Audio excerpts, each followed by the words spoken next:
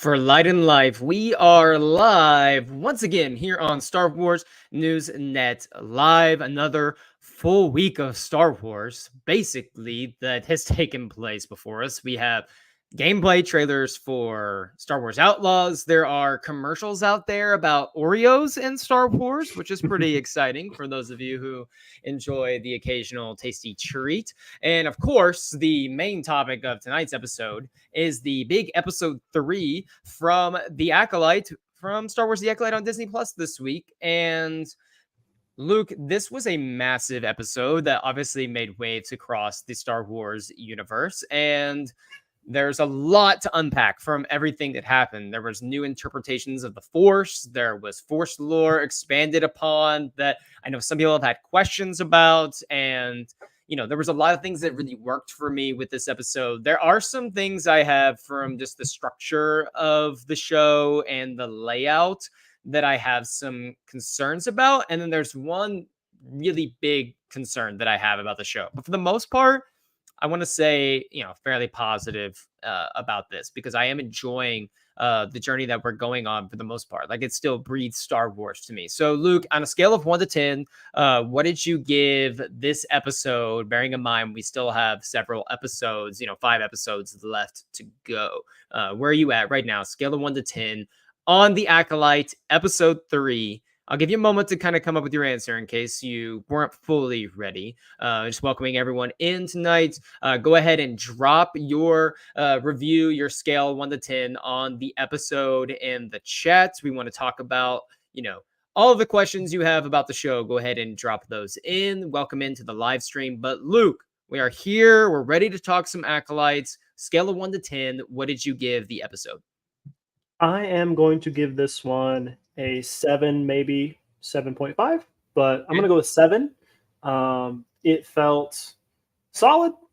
I liked it overall. And I kind of really wanted what we got from this. It wasn't the perfect episode of Star Wars, but, that's why it's not a 10. But I liked it. It's a 7. It's solid. Okay. So I gave it a 6, and I think that's about where I am right now for most of the episodes, is right around a 6. I thought this one was, in terms of new components, it was very interesting and brought us a lot of new information. Obviously, there's a lot of, no pun intended, threads to that are still existing. But I think obviously a lot of that is intentional. It's like a mystery. We're not supposed to know. Yeah. But there are, and I think this is the case with a lot of Disney Plus Star Wars. Sometimes this was really like with Ahsoka or Obi-Wan. Sometimes it feels like they're creating these just really large stories and they're just chopping it up into little bits. And I think there's something to be desired that they need to look at other shows that are really good at this whole TV show thing. And I've been saying this for a little while too. Yeah. Each episode needs to have a clear arc, a clear story being told. Now, that doesn't mean there's plenty of shows out there that have a continuous storyline that they're building on, but every episode should feel like its own, little thing, and it gets you excited for the next one. This one, I think, did the best job of that of the 3 so far. I was going to say that too. I also think that the show in general could benefit from that in a lot of Star Wars shows in general, because they don't necessarily do that very well. But I do think this one actually had a lot of that going together. Now, I don't know about the production side of things, but I would go 6. And here's my biggest complaint about the whole show so far. And I'm just going to get my one complaint out of the way, and then we can get in, because there's a lot of positives to talk about from this that I'm really excited about. And this really has nothing to do with the production side of things or how it looks. I think it's about what I expected. They marketed this as, yes, it's the end of the High Republic, but this was a High Republic show. And I don't feel like I'm in the High Republic when I'm watching this show. There's nothing about this show that really screams High Republic to me as someone who is entrenched in the High Republic books, comics, everything. Like, it is where I have been planting my Star Wars flag for a while now.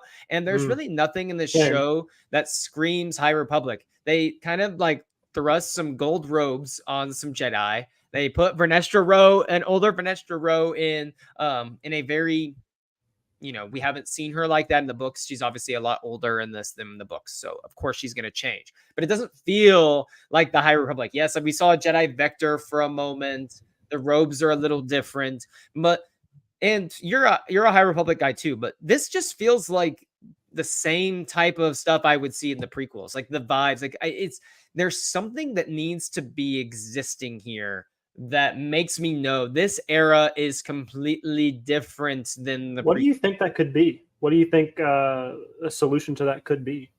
And so it could come down to the way that, the Jedi talk a little bit. I think Soul embodies that to some degree, but, Mhm. here the Jedi in the High Republic, there's so much conversation about the light. There's so much about the pursuit of light, and there's so much conversation amongst the Jedi about pursuing like what your call in the Force is and pursuing where you belong in the Force. And there's this like free flowing conversation about it that goes on in the High Republic era. There is kind of this tranquility and wisdom that exists throughout the Jedi, and it's a little bit more free flowing. And this has felt very dogmatic and where and a little ambiguous at times on who the Jedi are and what they stand for exactly. And of course, we're seeing this from alternative perspectives, but the Jedi, like I know that this is the end of the High Republic, and I guess they're wanting to emphasize that.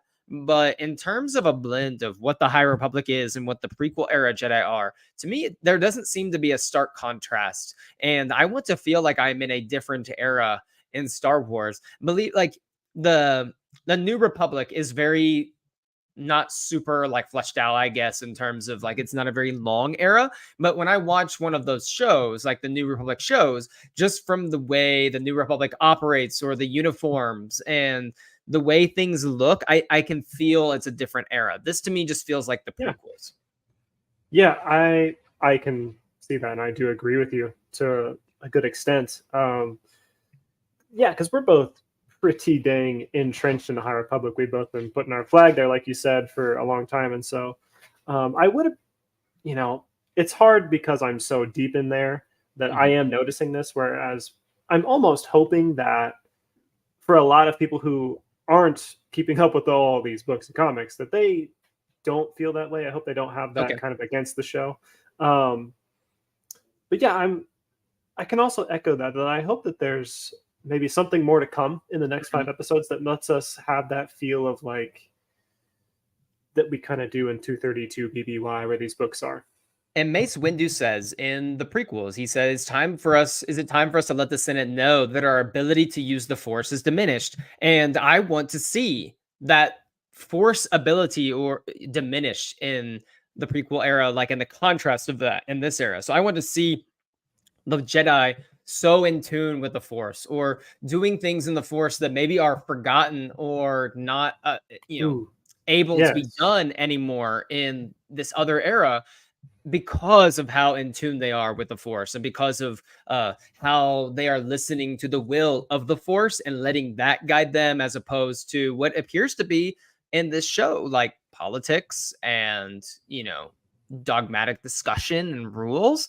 And that's really my biggest gripe about the show right now and it has nothing to do with necessarily like the show itself. Is just kind of how they marketed to me as this is in the High Republic, like before the prequels, but nothing about it visually, thematically really stands out to me other than like Soul is, I'm sure he's hiding something. We'll get into that. He's kind of like Qui-Gon in the sense that he's the lone Jedi that is, what the Jedi should be. And I'm like, okay, so seems like a very similar situation. So I'm hoping maybe as the show goes on, they might correct that. But it really right now seems to me like, hey, we put some gold robes on some Jedi, and the symbol for the Jedi Order is a little different than it was in the prequels. It's closer to that of the High Republic, and there you go. Like, there you go.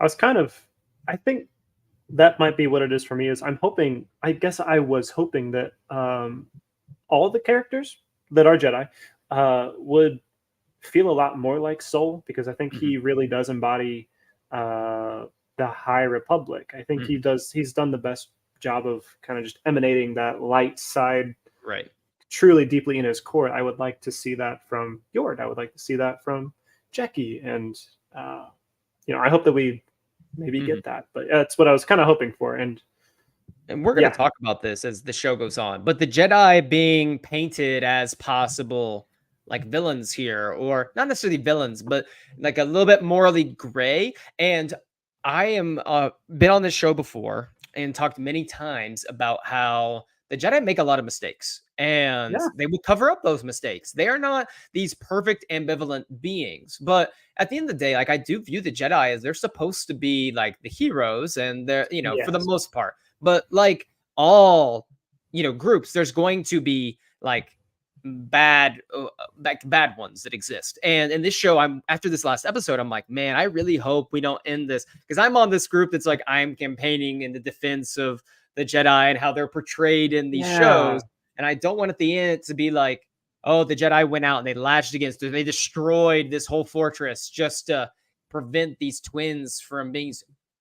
There's going to be more that comes out, but it's just one of those things where if you're telling me this is the High Republic, I have such a hard time believing that characters from the High Republic books that I have been reading so much would just destroy this. Like, there's no way that Avar Chris or a Stellan Gios or a Galanatai, Creighton's son, like these may be names that are going over the head of people who haven't read those are Mando, but these aren't people that would be just burning down this house. Yeah. And so I'm hoping that we don't get into a situation where it's too morally gray and ambiguous that the Jedi are painted as the ultimate villains. I hope we get to a place where, the Sith are doing this. And RG brings up this point in the chat. He says he kind of has a similar thing, but he thought the show was supposed to be more about the Sith or Dark Force users. So let's get into the bulk of this episode. Because we're going to talk about this because there's definitely more to these witches than meets the eye. So let's get into it. What was maybe a standout, moment for you in this episode that either was, hey, I'm not quite sure that this is working for me, or like, oh my goodness, this could mean a number of things? As far as standout moments in this episode, it's when Mother Anastasia is kind of convened everybody close to her in that room, and she's kind of demonstrating the power of one and doing a lot of force stuff there. I thought that was a really, really cool scene that I wanted to know more. I wanted to hear more about this thread that they have going on in their cult, and so you see how much that does line up with the Jedi philosophy, what it lines up with other forced sects that we've seen in the High Republic. So that really intrigued me, that scene. Okay. I hate to be this guy. That was my least favorite part of the episode. I hated that 2 minutes. And we'll talk about why here in a second. But Tommy, the Acolyte isn't quite what they said it was going to be. I agree in the sense that they marketed the show a certain way, and I don't know if we've quite met that point. Of course, we have 5 episodes left. This could easily make sense at the end. Like, we have more than half the show to go, so I'm not gonna judge this. Here is why I did not like that scene, Luke. And it's not because of anything Mother Anastasia was doing. I couldn't pay attention to what she was saying because of the twins fighting in the background. Like, I have no idea how that got cleared to be in the show. Like, to me, you have this. Yeah, I was annoyed by that as well. Supposed to be this really interesting moment where she's trying to give them a lesson on, this power that exists. And instead, all I'm looking at is them hand fighting back and forth, when to me, that I don't know how that got put in. I thought that was by far, I thought that was atrocious. Like, I really did think that was atrocious. And I really enjoy most aspects of the show. You just happen to pick the one thing from this episode that I just found appalling that they allowed that to be in, because I'm not even sure. Maybe the twins' behavior was a way that took us away from what Mother Anastasia was saying, because I don't even know what the point of her lesson really was at that point, because maybe it got cut short.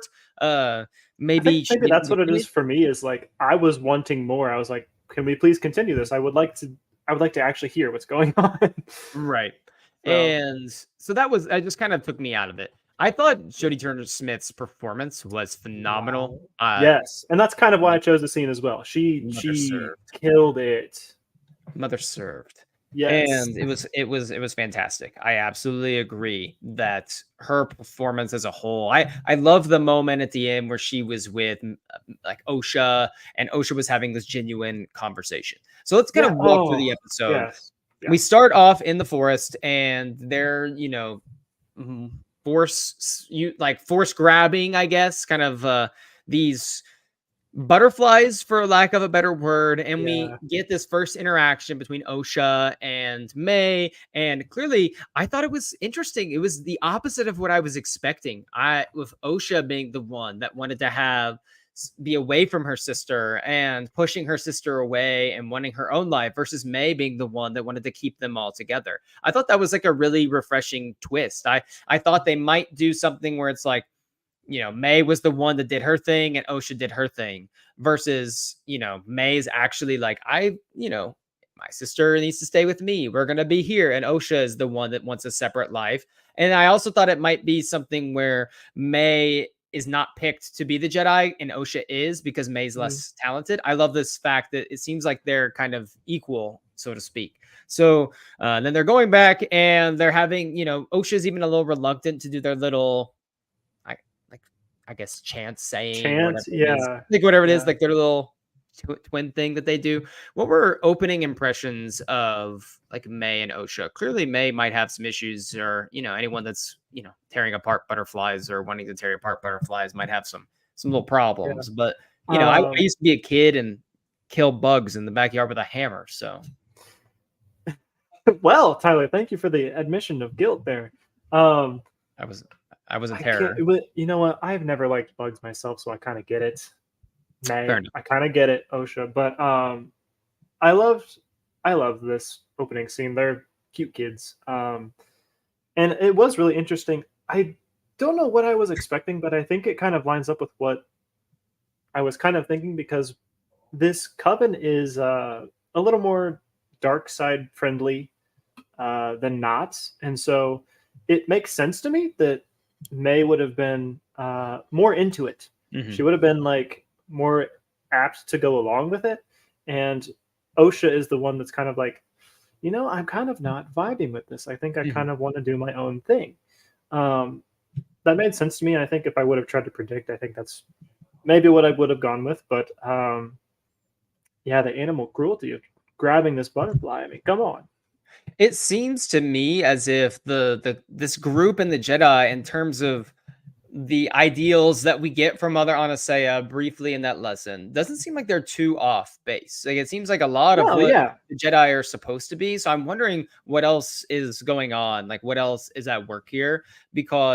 But basically what she said about the thread not being this power that we have. It's not something we just wield to wield it. Like, there are consequences for our actions, and we have to be respectful of that power and responsible as users of that power. I thought that was something that was important. And it's like, why can't we just sit and have a nice chat and come together? Honestly, like, if they could have just sat down and like talked about their beliefs, I think they would have had a lot more in common than they didn't. Really, it's called Star Wars, I guess, for a reason. So let's fast forward to where the episode really gets cranking. Okay, so the Ascension ceremony. So that was a big deal. There's this. I honestly really enjoy new interpretations of the Force and seeing the witches come together in this whole universal using the Force at the same time to perform this ceremony. And there were a couple things that stood out from the ceremony. Number one was the mother. She has spoken a couple times in ways that directly make me think of the Sith. And the first one came here, where she said, some people consider our powers dark and unnatural. And as soon as she said that, I'm thinking of the word unnatural. Like the word unnatural, followed by like the word dark. And I'm thinking, what about what they do is so dark and unnatural that makes them literally almost extinct and have to live in hiding? And are they really truly the ultimate victims here? Like, what is going on beyond that? What were your thoughts on that? Because my first thought when I heard unnatural and dark, I'm thinking of, Dark side. I'm thinking Yeah, Darth Vegas. I'm thinking all the that. quote from Darth Sidious himself saying, "The dark side is a pathway to many abilities some would Right. consider to be unnatural." I was kind of hoping we get a reveal of, and we really did, of something that is truly just only dark side use, and that is when I eventually take over Torben's mind. I'm like, Mhm. okay, so yes, you guys are dark side users. That's not something that a light side user would Right. even want to do. To just completely take over it. And there's And that Jedi was the mind tricks. first instinct in Yes, yeah, that retaliation was was to take over yeah. their mind completely. So And that's not boding well either. that's a good point. But even so right then that happens. They also, I would say this was interesting when the twins are coming in and it talks about the gift of life. And obviously it's this cult. I don't know. I wonder how aware is the entire coven of witches that the mother created them using the force. Like I don't know. I That's a wonder really good how question. aware they are because the way she talks about this miracle, is it a miracle that they were able to use the force to do this? Or did she try to go to the witches and be like, this is a miracle, the force has willed this to happen versus I manipulated the force in some way? Also, she's the only one that has the tattoo marking on her head. I didn't see that on any of the other members. And once they're doing this ascension ceremony, that mark appears on May's forehead and obviously would have appeared, I'm assuming, on Osha's. So my question is, what about her power specifically? Because clearly she's in charge and is pretty powerful because everyone answers to her and she's the one who created twins. What does that mark signify? What power of many is this? The power of one, the power of two, the power of many. What does that mean? Because that has to mean something beyond just the ability to use the force because they're already able to use the force. And I'm wondering what could that mean? Like what is specifically going on here? Is this opening up like their minds to new capabilities within the force that are more dark side related? Did you have any thoughts in regards to that? So I guess just my thoughts on that are it feels like there's some kind of lineage maybe going on here, that like if she's the only one in the village who really has this tattoo or marking Mhm. and she's about to pass it on, and so then these two girls are about to be Mhm. eventually the only two with it. Right. It feels like this has been going on for generations. They've mentioned that they've been in hiding for a while, for a long time. So this coven Mhm. is not new; it's been around. Mhm. So I'm kind of wondering about just simply the history of what's going on here and what their like full capability. What is Mhm. the most powerful thing that they could accomplish? We've seen in a lot Right. of movies of Star Wars what Jedi and Sith can do, but I'm wondering like what is the Mhm. maximum potential that they could pull off? Well, I want to talk about this comment from Tommy here. He said it's the marking of the coven leader, and May got it through the ceremony. Like I Okay. know, I think it means I said like obviously she's the only one that has it. I think there's a deeper meaning to this because this is the only time it says this is the first time in so long that they've performed the Since ascension yeah. ceremony. Like, and so they're getting the mark of the coven leader.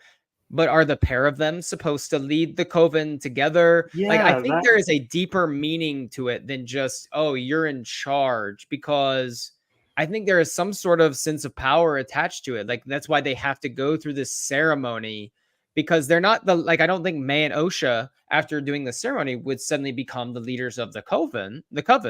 Like, I think the mother would still be in charge, but at the same time, they do have that mark. And I don't know why they would need twins to say you're going to be the future, leaders of the coven.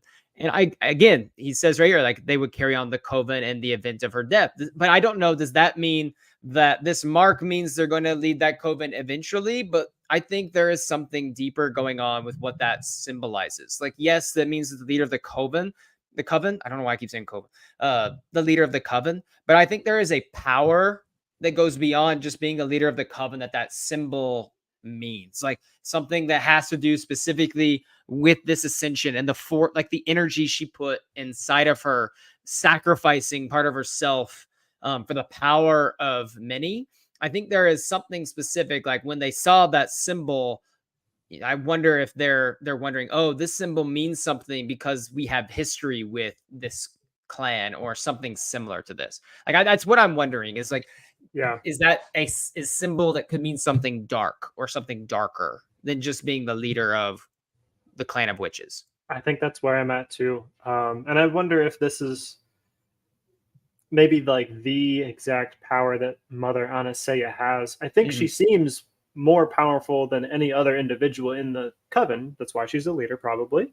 And so I'm wondering if May and Osha right now, if they were to never go through the Ascension, if they would then never be as powerful as Mother Anastasia. So is this like a rite of passage to where this is giving them like a catalyst in the Force or like a multiplier in the Force?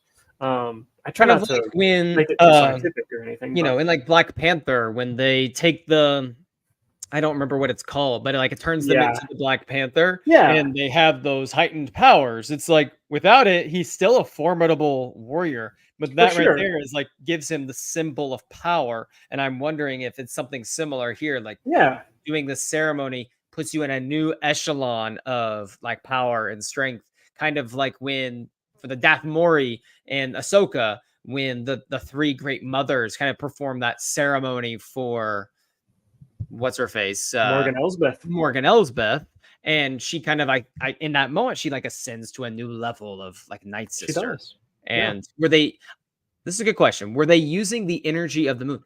Part of me thought that they might be doing something. There was that weird pit that they were by, and they kept looking in there, like putting their hands over it. Was, I know that Mother Anastasia served all the great mother looks and vibes, and she came across extremely genuine. There's just something else going on here, and I cannot wait to figure out what like that is. I'm really curious. So let's get into your next point you talked about. The first instinct they had when they were thinking they might lose the children was, I'm going to take over this Jedi's mind, which we've seen Jedi do like little mind tricks before. A little bit different than full, complete, control, taking away the autonomy someone has over their own thoughts. That screams dark side of the Force and certainly would put the Jedi on edge. What did you think about that specifically? In case there was any question of their morality or where they stood on, the sides of good and bad, I think for me, when I was watching and I was trying to figure this out, it clearly put them on like, okay, I think this is pretty clear that they are the antagonist. The Jedi don't look fantastic in this episode, but I do think that this Coven is not meant to look like heroes or like they're solely in the right. Clearly, let me paint you a different picture of the Jedi breaking into their home, and then by the time the next day ends, every single one of them is dead. Yeah. Not a good look for the Jedi. I think maybe we need to circle back on that and maybe can we redo this, please? Right. Gosh. Yeah. So the Jedi get in, they slice into the facility. So they're don't just knock on the front door and ask to come in. They sneak in, they barge their way into the ceremony. I am wondering, I'm kind of with Dalton here that I'm on the side of the Coven until we get further context. I don't think that he doesn't trust these 4 Jedi one bit. I just want to know what is going on with the Coven. We need to know what else is going on because first like Mother Coral is super like multiple times like we gotta fight him. Like let's take him out. Draw your weapons. Like I will slice out your tongue if you speak again. And then as soon as she calls for her advisors later, she's like, we strike at midnight when the sun is dark. We will kill them all. And so clearly like there are thoughts within the Coven of fighting and here's where I just have a hard time thinking they're going to fully go into this whole, the Jedi walked in and murdered everyone. Like, I don't think that's going to happen. I do think that there are going to be massive mistakes made by the Jedi, of course, because we see Torben, why would he take the Barrage vow? Why is Kalnaka going and living in hiding? We see Indara with an extra like tier Yeah. tattoo on her face later on. If I had, like, obviously the Jedi come into this and they look horrible. They sneak into the place, and then they, try to say that the Republic has, jurisdiction A on, law against Republic this. law states, and then they get cut off. My personal opinion right now is she was going to say something along the lines of like the Republic law states that children being trained in the Force or, Force sensitive groups have to do some sort of like registering or some sort of like making their presence known, similar to like how the Jedi make their presence known. The Guardians of the Wills are well known. You have the Sorcerers of Tune, the Yakambe. There's lots of Yakambe, yeah. different Force groups out there. And I wonder if this is another one where it's in that gray area of you need to let us know, because she was gonna finish that sentence by saying, but the Republic law states that all Force users must be, trained or given over to the Jedi. Like that's messed up. But I don't think that's what was gonna happen. I don't either. That feels, even for the prequel Jedi, I think that feels a little overly dogmatic. It's closing in on it, but yeah, I don't see this era of Jedi's holding that true. Right. They're definitely not going to let these people live lives as freely as they want to. They're not just going to do that and roll over for them. But there is this sense of control. Yeah. And I wonder just how much is going to come into play, like the twins. Like, I think it's all centered around the twins. I think the Jedi are aware of something going on with these twins. They may not be aware of exactly how Mother Anastasia brought them into this, but I think they know that something is up here with this group. And what I would think with the Jedi, I think Indara and Torben are going to be a little bit more aggressive. I wonder if Soul comes onto the scene later. That's what I was thinking too.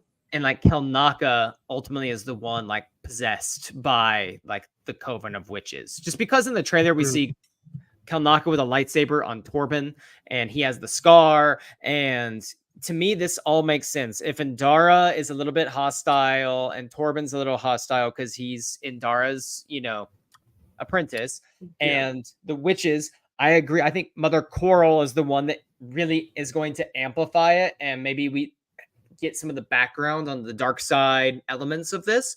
And Torben feels horrible because he feels like he was just a part of this whole battle that took place, this, in the altercation that destroyed everything. And that's why he went to hiding.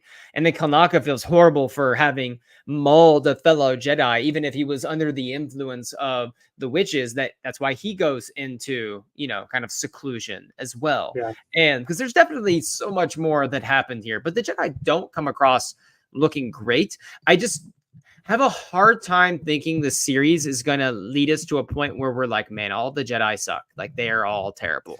Yeah. I think that it is important to tell the story that the Jedi are flawed and there's a lot of problems within the Jedi. That's why they fall. Like that's why they end up falling, is because of the vanity, the hubris that goes on in the Jedi Order. And not all Jedi are what a Jedi should be. We know this. We've seen this throughout every canon Star Wars story to some degree.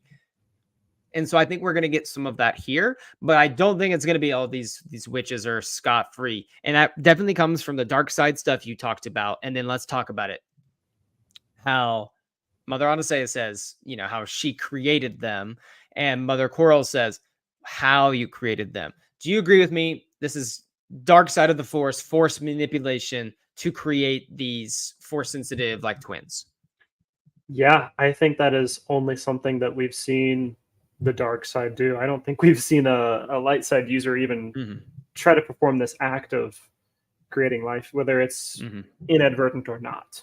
So yeah, feels the only thing dark. that's similar is we've seen Force healing. We've seen Force healing done, I would say. And there's obviously been a lot of chatter. Let's just talk about the Anakin stuff for people that have said, oh, Anakin, this kind of somehow tarnishes the legacy of Anakin Skywalker because he was supposed to be the first one conceived by the Force and all of that. So I don't want to just come in and be like, That's such a dumb thing to think. I'm not saying that at all. I don't really relate to that viewpoint. I can understand how people could get there if, Anakin is a character that people hold very dear to their hearts. Like me and you both love Anakin Oh, for Skywalker, sure. of course. But I would say that I don't think this remotely has anything to do with tarnishing that at all, because I think there's a very big difference in manipulating the force to create life and then the force willing, life to happen. Those are Because big, we big know that differences. Plagueis discovered the ability to create life. That's, what we are led to believe. And as soon as she said she created them, and I immediately went to Darth Plagueis, like somehow this is going to tie into the Sith and tie into how maybe they figure this out. And so I'm wondering, did you kind of think of the same thing? And what's your take on some of the Anakin discussion?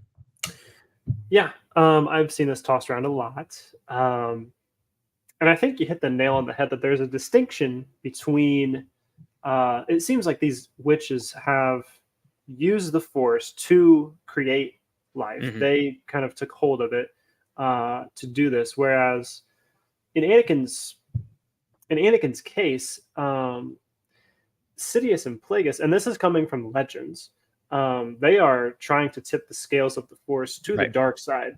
And so the Force itself, to balance out this great push of dark, Mhm. creates the Chosen One, creates Mhm. this character of great light. So that feels very different to me. I think it still makes Anakin very special. It still makes him the Chosen One, still makes him a great Jedi. So And we know that yeah. George was going back and forth on some of this Chosen One stuff and some of his Yeah. plans for future movie stories, whatever. But even if we don't, obviously the Plagueis book is considered Legends. It's not considered canon. I don't think it's considered canon at this point. But It's even actually if part of it's the Essential Legends Mhm. collection. So it's like we're not calling it canon, but yeah. it's pretty close. So Yeah. even if that's not canon, we can deduce just by watching Star Wars that the Force has, no Jedi, no person controls the Force. The Force it is the thing that connects everything together. It is life itself. And so it makes sense if the Force is sensing this, manipulation, this dark side going to at some point overtake everything and engulf and create this imbalance. It makes sense that the Force itself would conceive someone capable of restoring that balance in Anakin. So I don't think this is any way that conflated or it tarnishes Anakin's legacy. If anything, this is just going to be an example of how either the Sith find out about what these witches have done in order to use what they did to further their own means of power, or it's going to be the opposite. Like the Sith, the reason they're so terrified the Jedi are going to find out is because these witches were in touch and in league with the Sith, and Yeah. the Sith helped them discover this together. And that's going to be what they're so afraid about the Jedi finding out, is they were helping their mortal enemy, Mortal create enemies. this life and this manipulation of the Force with them. So they're obviously desperate to increase the size of the Coven. I'm not sure what is so special about the twins specifically, like when they created them as these Force. I think we're going to get more of that as we go on. Let's talk about May for a minute. Obviously, very frustrated 8-year-old as she threatened to kill her sister. We don't actually see her start the fire, and then we don't see her again till the very end. I really wonder two things. One, could this have been some sort of Force manipulation where May isn't even the one that's there, with her? Is this some sort of Force, like someone's, we've seen Projection. people like project things or project images in people's minds. And I'm wondering, could that have been something that like the witches were doing? God forbid, could that have been something the Jedi were doing? Like Mother Coral's like, I'm going to take action into my own hands. And then the fire gets started that way. And Mother Coral needed a reason to pin it on the Jedi, but it backfired and everyone died. Or is it May did start the fire was May the one that maybe escalated everything, like whatever power she has, and she obviously got maybe imbued with some of that, through the Ascension ceremony, did that power become too much for her to control and in a rage at what was happening? Did she use the Force to escalate the conflict between the witches and the Jedi, resulting in a lot of death and destruction? Because later on, she says, "What have you done to Osha?" Who, after Osha asks her what she has done. And she says, "Mama is dead." So did she witness that? Did she have a part to play in that? Or was she also, just like Osha, an innocent victim of all this and had no idea what was going on until they're confronted there? And they both blame the other because Osha just saw the Force vision of May, and May's blaming Osha for the Jedi being here in the first place. Which one of those do you maybe lean more towards, or do you have like a different theory? It makes my head spin thinking about all the different like narrators that this episode could have been told by. It feels like we really just got someone's telling of what happened and not like the true events of what happened on Brendok. So I think trying to parse out like which one do I think I'm leaning more towards. I think, May is mad. She lights the diary looking thing on fire. But I don't know. I think someone else has a hand to play in this. I like your thoughts that maybe Mother Coral is fed up with the inaction of the Coven. She wants them to be a little bit more brutal. And so she maybe has a hand in like causing the fire, maybe knocking out of her hands, using the Force, some kind of projection. And it feels like the fire, I mean, we can just talk about this, like it's one notebook.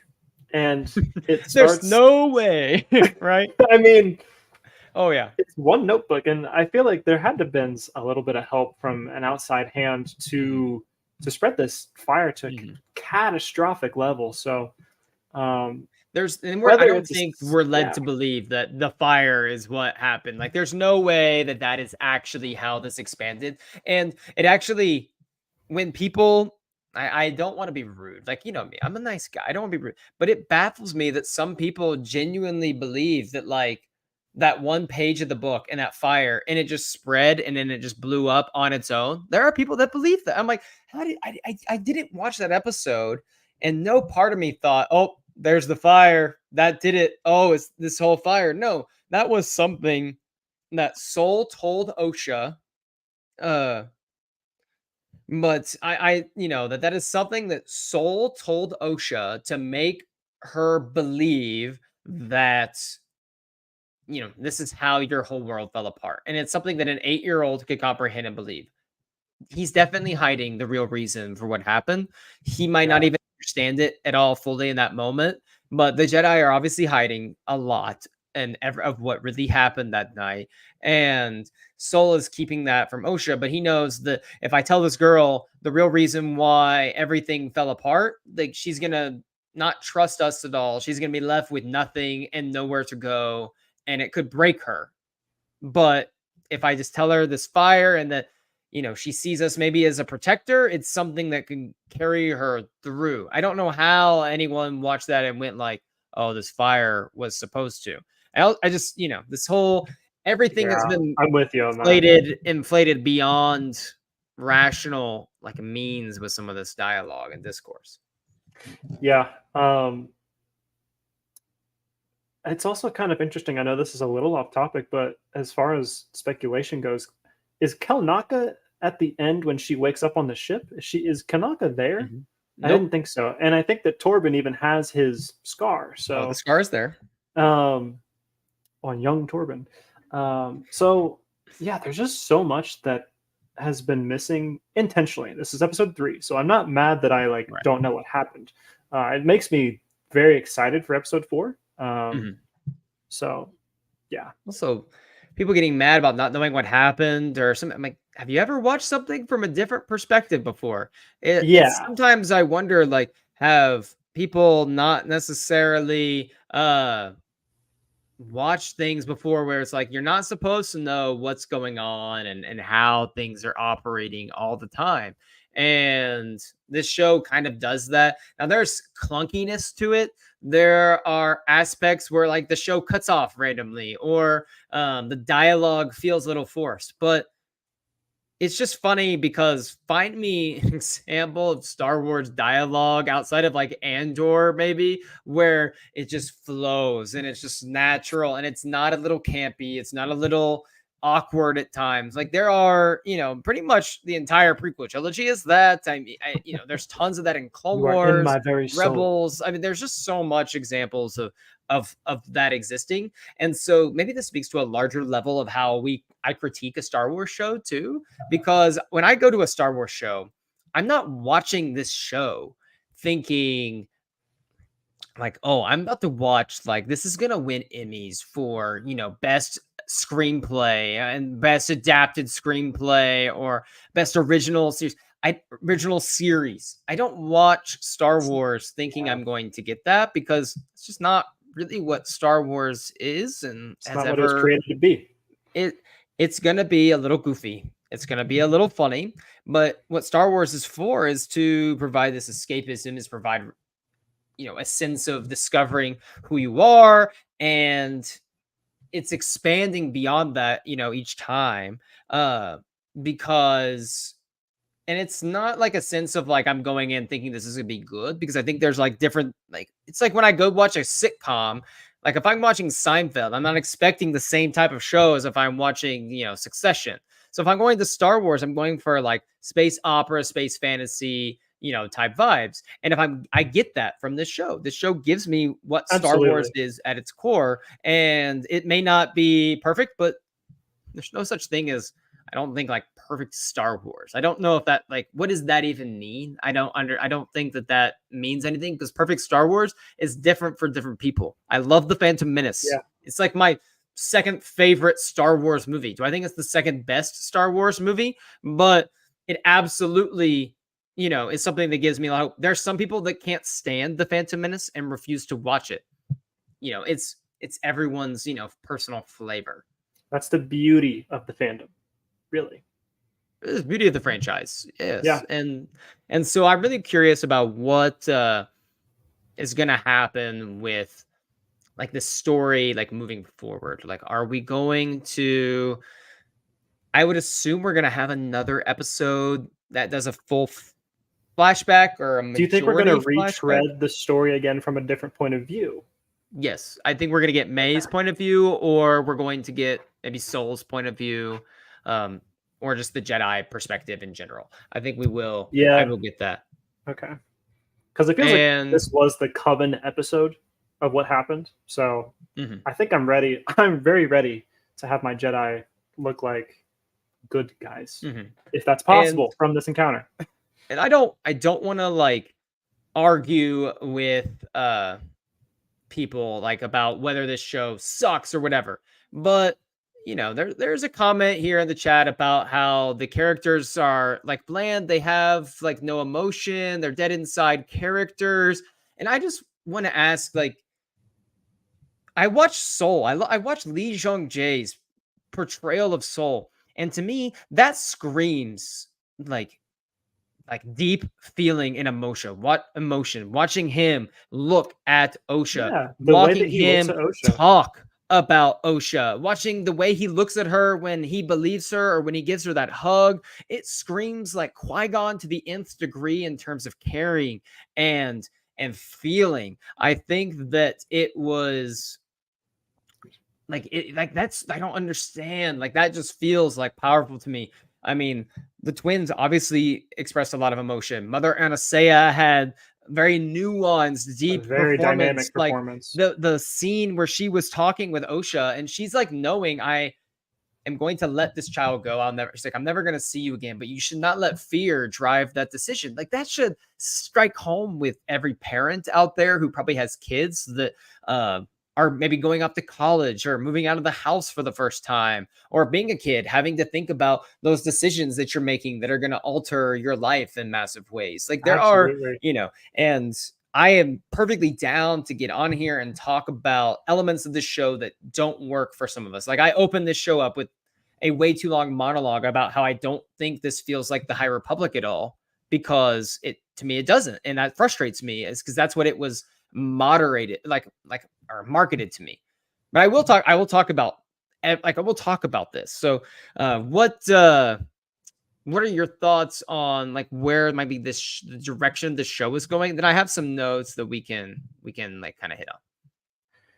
Gosh, I hope you're not counting on me to fill too much time, but it's really hard to say. I feel like we're pretty locked in for episode 4 that it's going to be kind of a retreading or a different perspective on what has just happened on Brendock to give us more of a full view, more full context.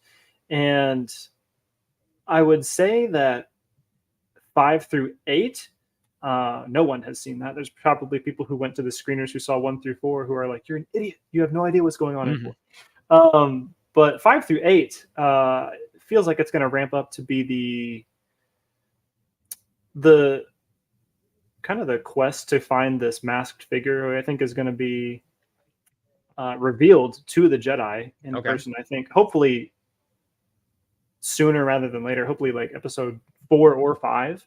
Maybe 4 is a half flashback because we've already seen the full flashback. So it's a half flashback, half real time. So that's kind of my guess on where we're going in a large overview. I'm not going to get into nitty gritties because I'm not sure. I'm really excited to see where it goes. So I think it's going to be exciting to see where it goes. I hope we get Kalnaka like in the forest next week and they don't kind of skip over that just to move forward. Like I would kind of like to see some of that journey play out. And like the last thing I'll say about some of the like emotion with characters, for sometimes the Jedi are supposed to be kind of these stoic, emotionless, classic Jedi. Like that does exist in the prequels to some degree. And that was kind of established. But like the High Republic Jedi are not supposed to be like that at all. Like, and that's what I think goes to the core of what I was saying was that like it doesn't feel like the High Republic to me.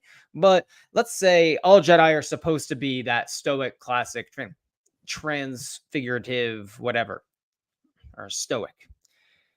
That means that your other characters maybe have to be a little bit played up, and Kamir feels a little bit interesting. Osha definitely has a lot of flavor and emotion. Mother Anastasia does. It's like a lot of people love Thrawn as a villain in Star Wars and love his portrayal in books and in Rebels. But Thrawn, in and of itself, is not a very interesting villain to have as the main lead because he is his whole shtick is he knows everything that's happening all the time before anyone else, and that's why if you read a Thrawn book, they always, have to really, Timothy Zahn always really enhances the characters around Thrawn because you have to have the story kind of follow through their lens and a lot of the emotion come through them because, Thrawn is what he is. And that might be a challenge they have in the Ahsoka show as well, moving forward. And we see all that in Rebels, though, that Thrawn is this like main villain, but what they do, they enhance all the characters surrounding that. They even bring Palpatine in here. They have Governor Price, that's a very emotional character that exists to kind of draw the emotions of it out. Now, I believe the Jedi should maybe be a little bit more intense, but just from the Jedi that we've seen in this show so far, the main Jedi of the show is Sol, and he is about as passionate as it gets. Obviously, Indara is stone cold, but we haven't seen her at all. And, Yord and Jeki are not very fleshed out characters yet, but their dynamic is fun, sibling rivalry that like they show me character. But, for those of us who are enjoying the show, I'm glad we're enjoying it. If we're not enjoying it, I hope we continue to give it a shot because I think that, sometimes it's hard on these weekly releases that for it to hit home. And I think that when some of the episodes don't tell clear stories and they kind of end abruptly, that hurts a weekly viewing experience. So I hope that maybe it finds itself along the way in that regards. So Luke, I'm going to go through a few quick hitters here for you. Okay.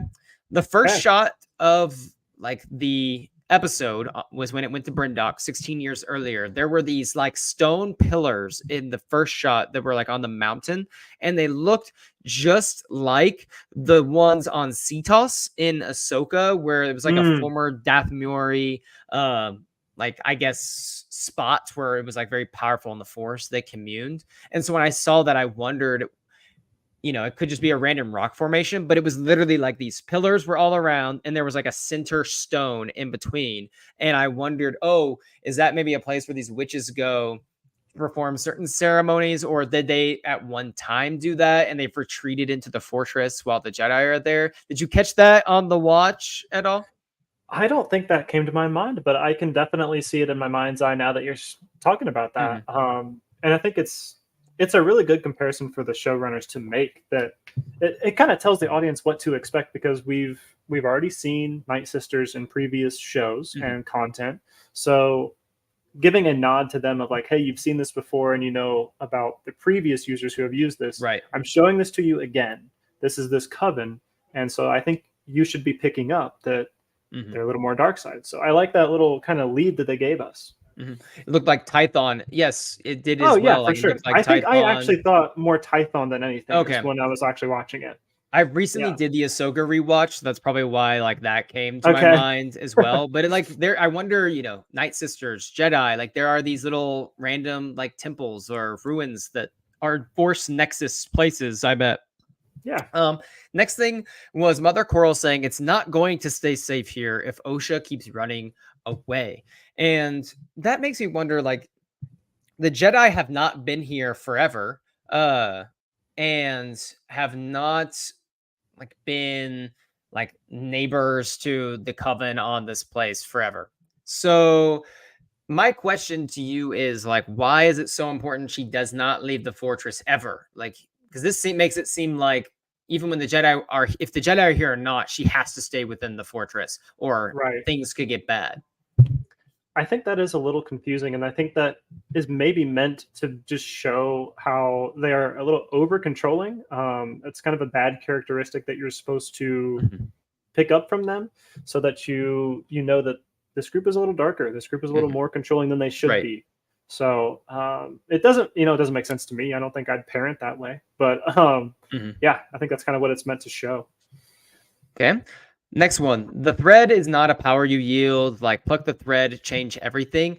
For just a moment, Luke, I thought we were going to get Path of the Open Hand, like, vibes from them. Because I'm like, are they going to, like, hint that the Path somehow evolved into a group of witches? That would blow my mind. But the way she was talking about the Force and, like, how they claim to use it and wield it, it screams some of the Path of the Open Hand stuff as well. So I was a little bit, and then they just kind of went away from that. And I'm like, okay, it's nothing. Like, it's nothing. But for a second, were you thinking the same thing? Like, this might be like a direct, like they're going to give book fans a win here? What? So, yeah, I was kind of thinking, and when she finished, I was kind of trying to process the fact that if you wanted to make a big narrative leap, you could view the fact that like maybe this Path of the Open Hand group that we see in Phase 2 of the High Republic has now decided that it is okay to use the Force, but it's like formed into this way that it, like, you still have to be extremely careful, try not to touch it as much as possible.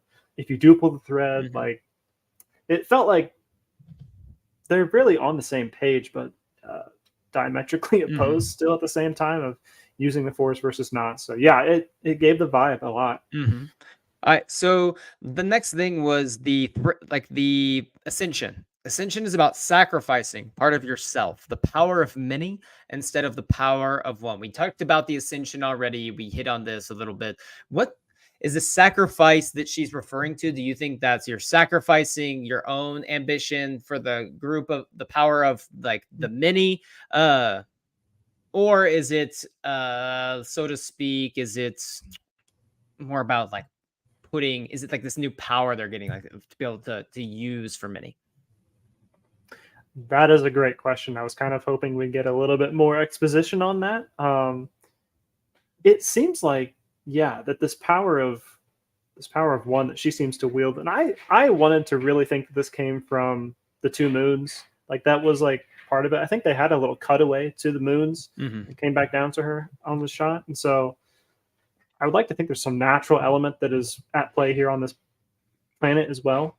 And I would like to think that this is something she's going to teach, hopefully, many others to wield even better, so that her power of one can become the asset of the many.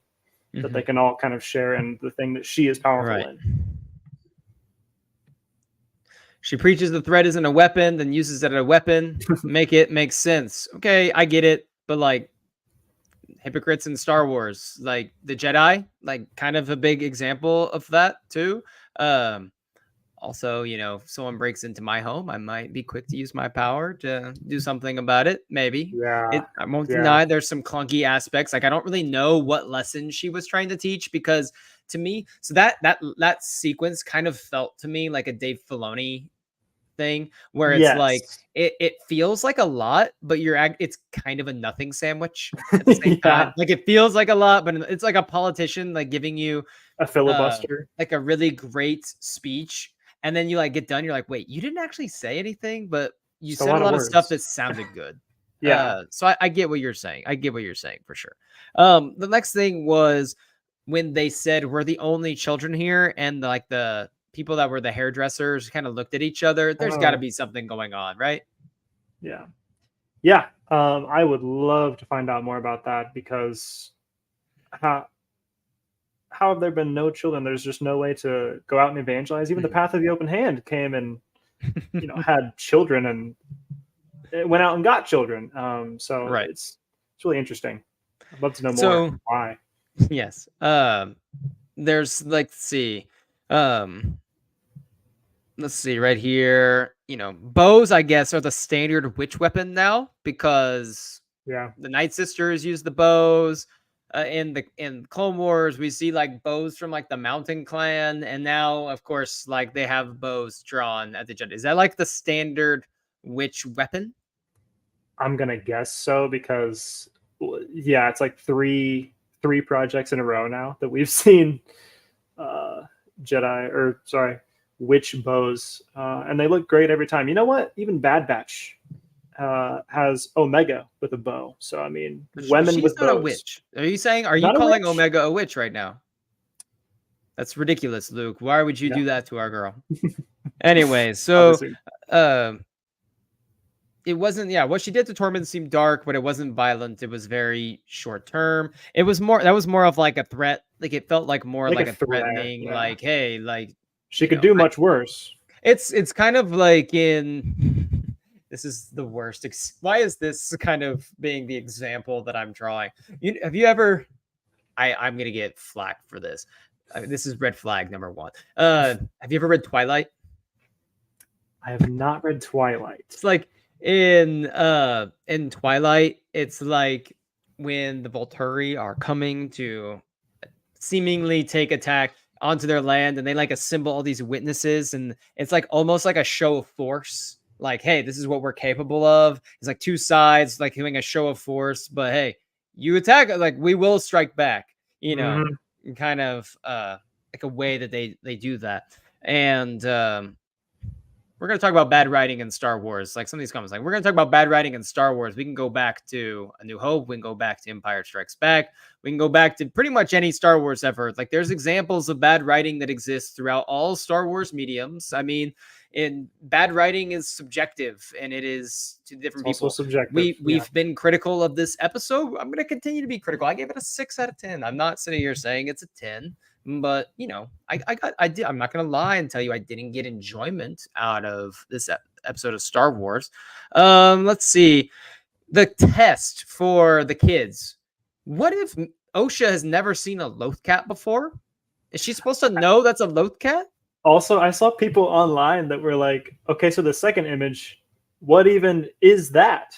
Like, how would Osha? Yeah, it's like, how would she even know what the correct answer even is? Which was just kind of funny to think about. I don't think it affects my enjoyment that it kind of didn't make a lot of sense, but it served its purpose. It was funny. It was just funny. Like, what if she doesn't know what a Lothcat is, and she thinks that is a dog or something? I don't know. Yeah. She's like, Charhound? Like, maybe? Is that a Wookiee? I like that play in the writing that, like, say that she's getting it right when she's getting it wrong, and you'll see what her true colors are. I really like that play. Right.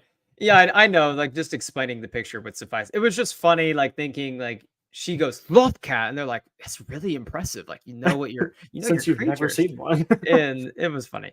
And so I do really appreciate Kelnaka and Osha's interactions. Like, he does seem like open to, it gave some Buryaga vibes, and so I'm really curious what happens with Kelnaka, because he did give off some Buryaga vibes there as well. And then, like, at the end, when they both said, like, what have you done to each other? Like, I'm wondering, is May only talking about what have you done? Like, you want to be a Jedi and you brought this on us? Or does May, from her perspective, think something else has happened? Which made me wonder, Osha got this, May came to Osha's room and had the fire. Part of me wonders, is this trickery of some kind? And did May see a similar thing, but it was Osha coming to May and doing something? Like, did they both see each other in some sort of weird force, like vision, whatever? So, I'm curious on.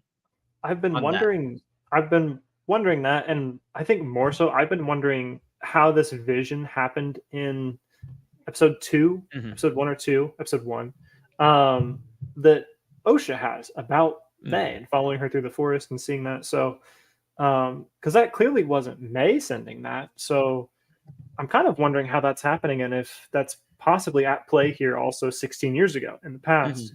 I think that'd be kind of a cool element to throw in, that maybe there is a Sith sending these, kind of like Snoke seems to do in the sequel trilogy. But I think it'd be interesting to see if someone's pulling the strings behind that. And I'm curious if any Sith type things we're going to get from the rest of this show. Like, what does that look like? What are the tie-ins? I think next week we're going to get some Kelnaka. I really hope next week we get the scene in the forest with the red saber guy, and we get that scene, because as we're getting more into the show, I want less and less from the trailers to still exist in the show. I hope we get like most of that stuff in the next episode or two, so we can go in the last few episodes completely ready to go on new content. That's always what I want. I feel like you and I are always like scanning the every single like release that they do, every promo, because we're like, okay, we've checked that one off, and episode 2, okay, we've checked this one off, and that's why it's like Boba Fett. Right. Oh my gosh. Once again, Rodriguez is a liar. He lied to us all about the Book of Boba Fett and what was in the trailer, and I will never forgive him for it. And I don't like it when anything like Star Wars, Dune Part 2, any movie I go see, I do not like it when they show me too much in a trailer. That's just I would love to see pretty much the remaining footage in the trailers, like ASAP. I want so much new content in the last 3-4 episodes. I hope that visually the show gets a little better for me. I think it's scaling down a little bit for me from where it began. I think it's just because it's just a lot of like closed off spaces and tiny areas, because it's like they started the show with like this giant mountain landscape and forest and everything. And I'm like, oh, this might be a bigger, grander episode. And then we kind of stuck in these like tight formations. And I guess that's kind of the nature of what the show is, but I just want it to feel a little bit larger here. Yeah. And I'm thinking maybe that was just that episode, that, the Coven is a closed-in, close-knit community, and hopefully we'll see a little bit more wide shots and cooler sets coming, because I thought the sets in 1 and 2 looked great. I thought the show has looked pretty good. It looks better than some of the other Star Wars. Yeah, that's kind of what I was getting at. It looks better than some of the other Mando projects. And I've been on here saying a lot that I don't think most of these shows look very good. There's something missing from them, like visually. There's just something missing, and it doesn't feel as immersive as it should. Last comment right here on this says, from RG, says that Headland, said she took inspiration from Darth Treya. Could Coral want to destroy the Force after her coven is destroyed? And she's the masked figure. So I've seen a lot of theories out there that the mother Leia is alive, that Mother Coral is still alive. And I actually think both of them are going to reappear. I don't think either one of them are the masked figure. I don't think that would make sense, just because why would they hide their identity from May if May was so crucial to everything in their original plans? And if she I'm would still wondering be loyal to them. why would she be hiding, why would they be hiding their identity from May? Like you said, May would be loyal to them, Yeah, I don't ideally. think that'd be a reason. But So I think ultimately we're gonna get like a lot more perspectives, a lot more from this and other flashback sequences. But in terms of who the masked figure is, I still don't think it's Mother Coral or even like a Mother Anastasia. I've saw some people projecting that as well. It just wouldn't make sense to me that they would hide themselves from May completely. Maybe that's what they're gonna go for. We'll get more as we get more perspectives. That's why we have 5 episodes left in this show. exactly. So, Luke, thanks for joining me here on, Star Wars News Net Live. It was a good time as always. Check out Star Wars News Net for all your, I just actually had a comic review drop today for High Republic 8 from last week. It was a little later on the review, but it just dropped. I'll be interviewing Tessa Gratton, the author of Temptation of the Force, next Monday. Hopefully, I'll be able to get that interview out on like Tuesday, Wednesday, as quickly as That's going to be good. I'm really excited. That book is fantastic. We have the new episode of the Timeline Show that came out on Monday. We'll have another episode of the Timeline Show that will drop, next Monday, every Monday at 8 a.m. We'll have some good discussions coming up. I have 2 more movie talk discussions with Miguel, one on the Rey movie, one on the upcoming Dave Filoni movie. I'll be recording an episode next week with our very own Jay, talking about Star Wars Outlaws and all the gameplay, what to expect, kind of a interview with him because he's the video game guy here at Newsnet. So that's going to be coming to your podcast channels as well. Give us a subscribe. Hit the subscribe button here. Follow us on Apple, Spotify for the podcast because we drop a lot of podcasting for you. I honestly do try to get about 3 episodes out a week of Star Wars for people. And we have the Timeline Show, we have the live show, and then another one that we usually try to get out. So we have the movie talk episodes, we'll have the gaming, we'll have the Tessa Gratton interview. So there's going to be a lot of fun, content coming up. Luke, thank you for joining me as always here on Thursday Thank you for having me.